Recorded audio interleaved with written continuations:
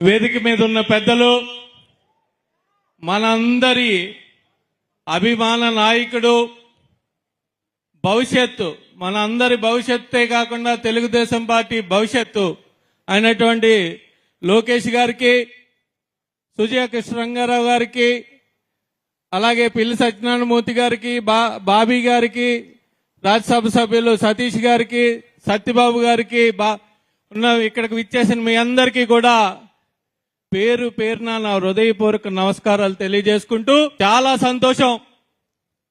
ఈరోజు మనం 4-5-6 సంవత్సరాల నుంచి చూస్తున్న రోజు ఇది. మనం ఎప్పుడా అని చూస్తున్న రోజు ఇది. తెలుగుదేశం పార్టీయే మనకు ముఖ్యం. రూరల్ నియోజకవర్గంలో జెండాను పట్టుకుని నాయకులతోటి, నాయకత్వంతో సంబంధం లేకుండా ప్రతి ఒక్కరూ కూడా తెలుగుదేశం పార్టీకి అండగా ఉంటామని భరోసాని కల్పించిన నియోజకవర్గం రూరల్ నియోజకవర్గం. ఖచ్చితంగా నేను పిన్ టు పిన్ చూశాను. ముందుగా మనం తెలుగుదేశం పార్టీ గురించి మాట్లాడుకోవాలి. అసలు తెలుగుదేశం పార్టీ అన్నది ఎలా పుట్టింది? అప్పుడున్న రాజకీయ పరిస్థితులకు గాని, అప్పుడున్న సూట్ కేసు రాజకీయాలకు గాని, సీల్డ్ కవర్ రాజకీయాలకు వ్యతిరేకంగా నందమూరి తారక రామారావు గారు గుండె లోతుల నుంచి బగబగా మండే గుండె లోతుల నుంచి పుట్టిన పార్టీ తెలుగుదేశం పార్టీ. సోదరులారా, అటువంటి పార్టీలో ఉన్నందుకు మనం అందరూ కూడా గర్వపడాల్సిన అవసరం ఉంది.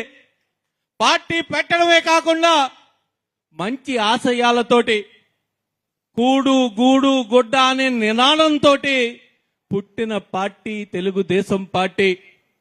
ఈ రోజుకి కూడా 44 సంవత్సరాలైనా సరే అన్న నందమూరి ఎన్టీ రామారావు గారు చెరగని ముద్ర మనందరి గుండెల్లోనూ వేసుకున్నారు అంటే, ఆ రోజు సంక్షేమాన్ని రుచి చూపించిన పార్టీ ఏదైనా ఉందంటే తెలుగుదేశం పార్టీ అని చెప్పక తప్పదు. సోదరులారా, ఈ రోజు చాలా మంది మాట్లాడతారు, అసలు సంక్షేమం అన్న రుచిని చూపించిందే తెలుగుదేశం పార్టీ, అన్న నందమూరి తారక రామారావు గారని గర్వంగా చెప్పుకోవాల్సిన అవసరం ఉంది. అదే కాదు, చంద్రబాబు నాయుడు గారు, ఆయన గురించి ఖచ్చితంగా చెప్పుకోవాల్సిన అవసరం ఉంది.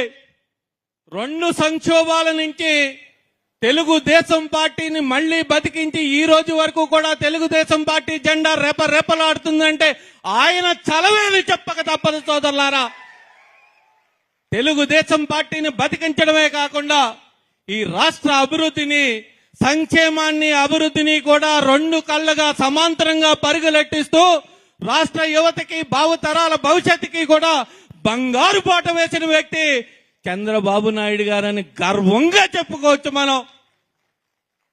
ఇదే కాదు, లోకేష్ గారి గురించి చెప్పుకోవాల్సిన అవసరం ఉంది. ఈ రోజున మనకి పార్టీ గత రాక్షస పాలనలో పార్టీ ఏమవుద్దా అన్న ఆలోచనలోకి ప్రతి ఒక్కరూ కూడా ఒక ఆలోచనలోకి వెళ్ళిపోయిన పరిస్థితి రాష్ట్రం అంతా కూడాని. నువ్వే కాదు, నేనే కాదు, ఏమీలు పెద్దలందరూ కూడా ఆ రోజున నేనున్నాను పార్టీకి అని అడుగు వేసుకుంటూ ప్రతి అడుగు రాష్ట్రం అంతా తిరిగి ప్రతి రాష్ట్రంలోని ప్రతి ఒక్క గడప యొక్క సమస్యలు తెలుసుకుని ఈ రోజు ఈ రాష్ట్రంలో ఏ అవసరం ఉంది, ఏ ఉందని పిన్ టు పిన్ చెప్పే విధంగా తయారైన వ్యక్తి లోకేష్ గారు.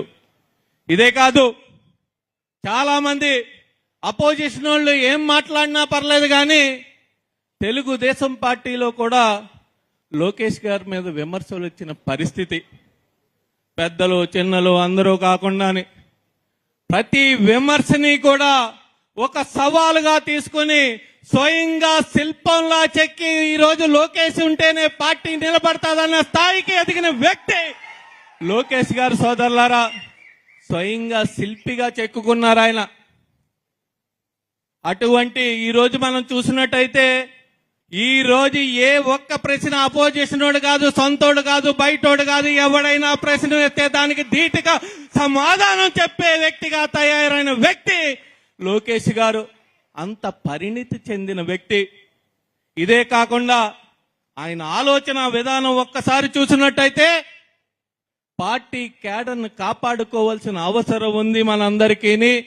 పార్టీని కాపాడుకోవాల్సిన అవసరం ఉందని ప్రతి ఒక్కరితోటి కూడా ఇంటరాక్ట్ అయ్యి వారి సమస్యలు తెలుసుకుని ప్రతి నియోజకవర్గాన్ని కూడా తెలుగుదేశం పార్టీకి తిరుగులేదు, మళ్ళీ వచ్చే ఎన్నికల్లో అత్యధిక మెజార్టీతో నెగ్గి తీరుతుంది నా కార్యకర్తల ద్వారానే ఒక భరోసాని కల్పించే విధంగా ఆయన ప్రణాళికని రూపొందించుకుంటున్నారు.